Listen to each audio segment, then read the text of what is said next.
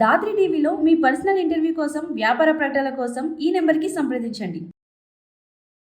ప్రపంచం తల్లకిందులైనా సరే I don't care. దూరంగా కూర్చొని ఏడవకు, ఏం చేస్తాం, దేవుడు అంతే రాశాడు అని చెప్పడానికి, దగ్గరికి వెళ్ళి ఆత్మీయంగా పలకరించి హక్ చేసుకుని నీకు నేను ఉన్నానని భరోసా ఇవ్వడానికి ఎంత తేడా ఉంటుంది. అందుకే ఆయన్ని తలుచుకున్నప్పుడల్లా ఎమోషనల్ అవుతాయి. ఇన్ని సంవత్సరాలు అయినా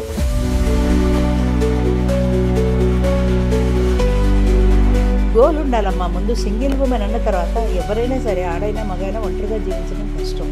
ఇది వడ్డించిన విస్తర్ లాంటి జీవితం కావాలని కోరుకోవద్దు.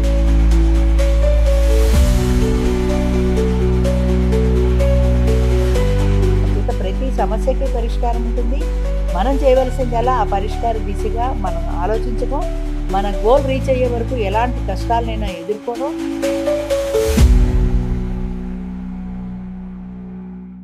ఆల్మోస్ట్ 33 years వరకు నేను సింగిల్గా ఉన్నాను అన్నట్టు అన్నారనమాట. అయితే ఇప్పుడు సింగిల్ అంటే అది మనం పెళ్లి చేసుకోకుండా అయినా ఉండొచ్చు, విడోడ్ అయినా ఉండొచ్చు, డివోర్సీ అయినా ఉండొచ్చు. అలా చాలా మంది ఉన్నారు. అంటే వాళ్ళు అనుకోని ఉండరు అలాంటి సిచ్యువేషన్ వస్తుందని. బట్ అనుకోని సందర్భంగానో లేదో వాళ్ళ డెసిషన్స్ మీదో అలా జరుగుతుంది. అలా జరిగినప్పుడు ఫస్ట్ వాళ్ళు మిస్ అయ్యేది, లూజ్ అయ్యేది ఏంటంటే ఆత్మస్థైర్యం అనమాట. అది కంప్లీట్గా డౌన్ అయిపోతుంది.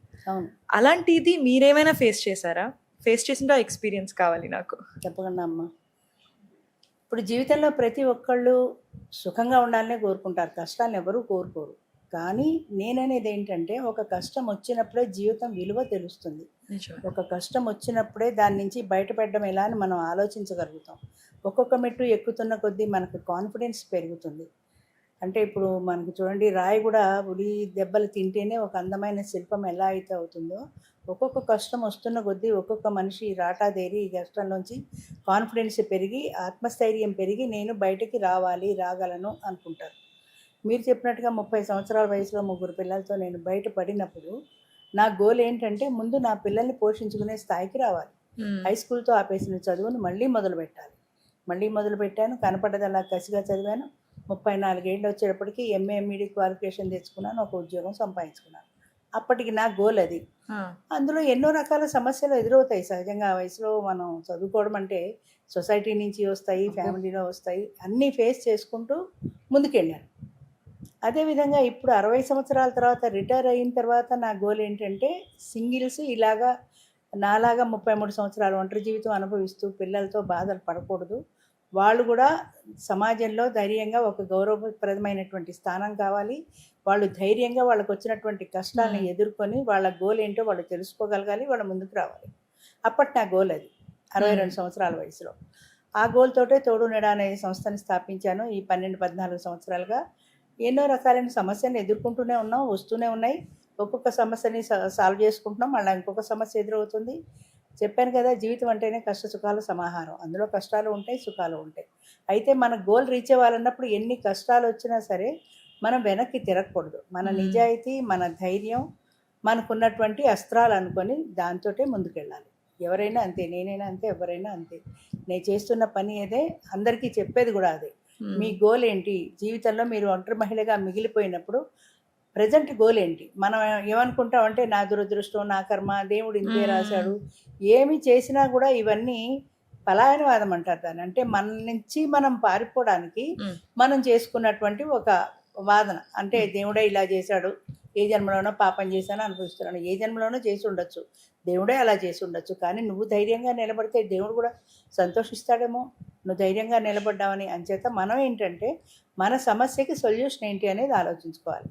ఆ దిశగా ప్రయాణం చేయాలి. ఎన్ని ప్రపంచం తల్లకిందులైనా సరే మన గోల్ మర్చిపోకూడదు, మన గమ్యం మర్చిపోకూడదు. ఎన్ని అవాంతరాలు ఎదురైనా సరే ముందుకు వెళ్తూనే ఉండాలి. నేను ఆచరించింది అదే, ఎవరికైనా నేను చెప్పేది కూడా అదే. మంచిగా చెప్పారు. ఇప్పుడు నెక్స్ట్ నాకు అనిపించింది ఏంటంటే, ఇప్పుడు ఒక అమ్మాయి కానీ ఒక అబ్బాయి కానీ వాళ్ళే డిసైడ్ అయ్యారు అనుకోండి, నేను పెళ్లి చేసుకోవద్దు అని, అది వేరే. ఇప్పుడు ఒకవేళ భర్త చనిపోయో, భార్య చనిపోయో, లేదంటే డివోర్స్ అయిపోయింది అనుకోండి, ఇంకా చుట్టుపక్కల ఉన్న వాళ్ళు, అంటే బంధువులో రాబంధువులో మనకు తెలియదు, మరి వాళ్ళే ఎక్కువ పొడుస్తూ ఉంటారు. నీకే ఇలా అయిపోయింది, నీ అదృష్టం ఇంతే ఉంది, తలరాతి ఇలా రాశాడు. ఇలాంటి వాళ్ళు ఎలా ధైర్యం తెచ్చుకోవాలి? అనుభవాల మనిషిని రాటా తీరుస్తాయమ్మా. ఇప్పుడు ఇలాంటి అనుభవాలు నేను కూడా చాలా ఫేస్ చేశాను. ఒంటరిగా ఉన్నానని, ఎదురుగుండా శకునం రాకూడదని, అక్కడికి మా పిల్లలు పరీక్షలకు వెళ్తుంటే వాళ్ళకి ఎదురు రావడానికి కూడా నాకు ఇదే మొహమాటంగా ఉండేది, ఎవ్వరు నువ్వు రాకు నేను వెళ్తాలే, లేదా నువ్వు వెళ్ళకు మంచి శకునం చూసి పంపిద్దాం, నువ్వు వెళ్ళకు మంచి శకునం చూసి పంపిద్దాం అంటే నా శకునం మంచిది కాదనే కదా. అలాంటి బాధలు నేను ఫేస్ చేశాను. అలాంటివి వస్తున్న కొద్దీ కూడా మన మనసు స్ట్రాంగ్గా ఉంటే నేను ఎందుకు వెళ్ళకూడదనే పట్టుదల వస్తుంది. మనసు బలహీనంగా ఉంటే అమ్మో నేను వెళ్ళకూడదమనే వీక్నెస్తో మనం వెళ్ళకూడదని మనమే డిసైడ్ అయిపోయి ఎవరైనా వస్తుంటే మనమే పక్కకు తప్పుకుంటాం. మనకు కావాల్సింది ఏంటంటే మనసు స్ట్రాంగ్గా పెట్టుకోవాలి.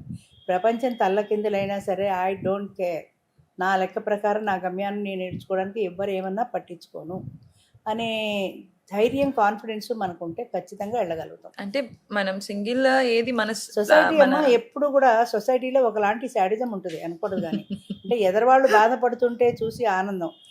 ఈ ముత్తైదు స్త్రీలే ఆమెను అంటారనమాట, అయ్యే నువ్వు ఎదురుగుండా రాకు అని. మేమంతా ముత్తైదులే, మాకు క్వాలిఫికేషన్ ఉంది నీకు లేదు అన్నట్టు. ఆమె కూడా మనలాంటి ఆడదే కదా, భర్త లేకపోతే ఆవిడేం చేస్తుంది దానికి అన్న ఆలోచన రాదు. కానీ ఇవాళ మనం ముత్తైదుగా ఉన్నాం ఏమో అనకూడదు కానీ, ఎవరు ఏ రోజు ఎలా అవుతారో ఎవరూ చెప్పలేరు.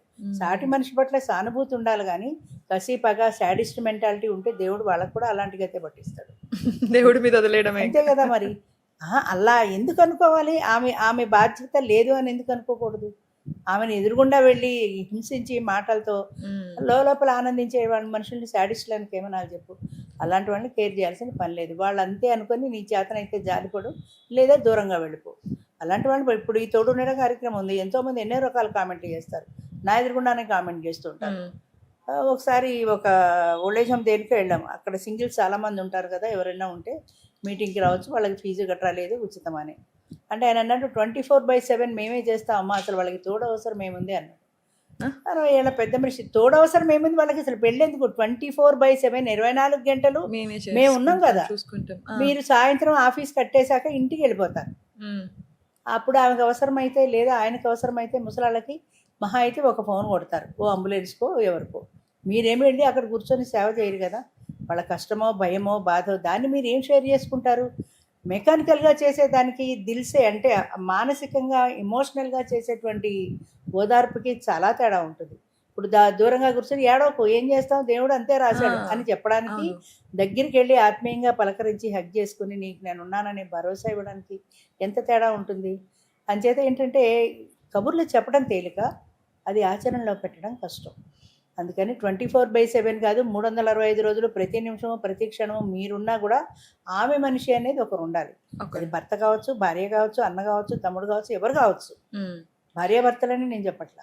అంటే ఇందాక మీరు అన్నట్టు ఒక తల్లిగా మీరు వాళ్ళు పరీక్షలకి వెళ్తుంటే ఎదురొస్తే కూడా పక్కన వాళ్ళకి ఇష్యూ ఉందంటే, అంటే తల్లి కంటే ఎక్కువ ఎవరు కోరుకుంటారు వాళ్ళకి మంచి జరగాలని? అది కూడా అర్థం కాని సొసైటీలో మీరు ఇందాక అన్నట్టు సింగిల్ గా ఉన్న వాళ్ళు ఖచ్చితంగా వాళ్ళకి ఒక డ్రీమ్ ఉండాలి అంటారా?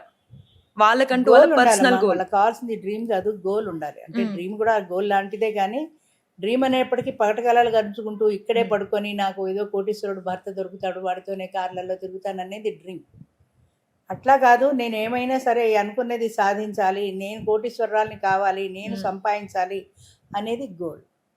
ఆ గోల్ ఉన్నప్పుడు ఏంటంటే మనకి మనం అనుకుంటాం వాడోడో డబ్బునోడు దొరకాలి, వాడి డబ్బుతో నేను సుఖపడాలి అనుకోవటం వేరు, నేనే కష్టపడి సాధించి ఆ స్థాయికి రావాలి అనేది వేరు. ఆ రెండింటిలో తేడా ఉంటుంది కదా. ఓకే, ఇప్పుడు అది మనం సింగిల్ గురించి అంటే సింగిల్స్ గురించే మాట్లాడుకుంటూ ఉన్నాం కాబట్టి, వీళ్ళు ఫస్ట్ అంటే ఒకవేళ జాబ్ చేస్తున్న అమ్మాయి అయినా సరే, జాబ్ లేదు నేను హౌస్ వైఫ్గా ఉందామని డెసిషన్ తీసుకున్న అమ్మాయి అయినా సరే, ఇలా విడోడ్ ఆర్ డివోర్సీ అయినప్పుడు వాళ్ళకి ఫస్ట్ కావాల్సింది కొంచెం ఫినాన్షియల్గా వాళ్ళు తగ్గుతారనమాట. అంటే రేపేంటి, నా పిల్లల్ని ఎలా చూసుకోవాలి, నా దగ్గర డబ్బు లేదే, ఇట్లాంటివన్నీ మనము ఎలా హ్యాండిల్ చేయాలి? ఒక సింగిల్ ఉమెన్ అన్నప్పుడు చాలా థాట్స్ ఉంటాయి కదా, అవి మీరు ఎలా హ్యాండిల్ చేశారు? అదే చెప్పాను కదా, 3 పిల్లలతో బయటకు వచ్చినప్పుడు నా గోల్ ఏంటంటే ముందు పిల్లల్ని పోషించుకోవడానికి నన్ను నేను పోషించుకునే స్థాయికి రావాలి, తర్వాత పిల్లల్ని పోషించాలి. నన్ను నేను పోషించుకునే స్థాయికి రావాలి అంటే నాకు ఒక ఉద్యోగం కావాలి, ఉద్యోగం కావాలంటే చదువు కావాలి. అప్పటికి నాది high school standard education. High school చదువుతో మా నాన్నగారు కోర్టులో పనిచేసేవారు. ఆయన అన్నారు, నేను అన్నాను టైప్ నేర్చుకుని టైపిస్ట్గా మీ కోర్టులో చేరతానన్నా. టైపిస్ట్గా అంటే ఒక ఉద్యోగం వచ్చేస్తుంది కదా. దానికి ఆయన ఏం చెప్పారంటే, నా కూతురు నేను ఆఫీసర్ హోదాలో ఉంటే నా కూతురు టైపిస్ట్గా పనిచేయడం నేను చూడలేను, నేను తట్టుకోలేను. అలా వద్దు, నువ్వు ఎంత చదువుకుంటావో అంతా చదువుకో, నేను చదివిస్తాను, మంచి ఉద్యోగం సంపాదించుకో, హాయిగా ఉద్యోగం తీసుకో, నీ వెనక నేనున్నానన్న భరోసా ఇచ్చారు. ఆయన ఇచ్చిన భరోసాతో 10th క్లాస్తో ఆగిపోయిన చదువు, 10th కూడా కాదు, ఆ రోజుల్లో ఎస్ఎస్ఎల్సి అనేవాళ్ళు, హై స్కూల్తో ఆగిపోయిన చదువుని బీకామ్, బీఈడి, ఎంఏ, ఎంఈడి కనపడ్డదంతా కసిగా చదివాను. టైపు, షార్ట్ హ్యాండ్ అవన్నీ చదివి ఉద్యోగం సంపాదించుకున్నాను. అప్పటి నా గోల్ ఏంటంటే ఉద్యోగం సంపాదించుకుని నా కాళ్ళ మీద నేను నిలబడటం. ఈ ప్రక్రియలో, ఈ చదువుకోవడంలో, ఈ బయటికి వెళ్ళడంలో, ఈ ఉద్యోగం చేయడంలో ప్రపంచాన్ని మొట్టమొదటిసారిగా కళ్ళు తెరిచి చూశాను. కళ్ళు తెరిచి ఈ ప్రపంచాన్ని చూసినప్పుడు అందులో ఉన్నటువంటి సమస్యలు, మనం ఫేస్ చేయాల్సిన సమస్యలు, దానికి సొల్యూషన్స్, ఇలాగ స్ట్రగుల్ ఫర్ ఎగ్జిస్టెన్స్ అంటారే అట్లాగే ఆ స్ట్రగుల్లో నన్ను నేను ఒక రకంగా చెప్పాలంటే ఏ రకంగా నేను మలుచుకోవాలో నన్ను నేను మలుచుకున్నాను. ఎందుకమ్మా అంత ఎమోషనల్ అవుతున్నారు అంటే ఇప్పుడు ఈ ఇన్ని జనరేషన్ లో సంవత్సరాలైనా కూడా కూడా కాదు, ఇన్ని ఈ సంవత్సరాలైనా జనరేషన్ కూడా లో నేను- కూడా మనకి ఇంటికి వస్తే మమ్మీ వాళ్ళు ఏమంటారో అనే భయంలో బతుకుతున్నప్పుడు అప్పట్లోనే మీ నాన్నగారు అంత గొప్పగా ఇచ్చారు. అందుకే ఆయన్ని తలుచుకున్నప్పుడల్లా ఎమోషనల్ అవుతా. ఇన్ని సంవత్సరాలు అయినా కూడా అది ఆయన నాకు ఇచ్చిన స్ఫూర్తి కానీ, ఆయన నాకు ఇచ్చిన భరోసా కానీ, మా కోసం, నా 3 పిల్లలు నా కోసం, వాళ్ళు ఆ దంపతులు, నా తల్లిదండ్రులు పడ్డ కష్టం కానీ ఇప్పటికీ నేను మర్చిపోలేదు. ఎప్పుడు వాళ్ళని తలుచుకున్నా సరే నేను ఎమోషనల్ అవుతాను. ఎన్ని సంవత్సరాలైనా జీవితంలో మర్చిపోలేను కూడా. గొప్పగా పెంచారు మీ నాన్నగారు, చాలా. మిమ్మల్ని గొప్పగా చూసుకున్నారు కూడా కష్టం నేను వచ్చినప్పుడు. గర్వంగా చెప్పుకుంటా, ఇప్పటికీ ఒక నీతి, ఒక నిజాయితీ కానీ, ఒక స్ట్రైట్ ఫార్వర్డ్గా ధైర్యంగా వెళ్ళటం కానీ నేను ఆయన నుంచే నేర్చుకున్నాను. ఆ జీన్సే నాకు కూడా వచ్చాయి అనుకుంటాను. నేను I very proud of my father. He is also very proud of you అమ్మా ఫర్ యువర్ జర్నీ.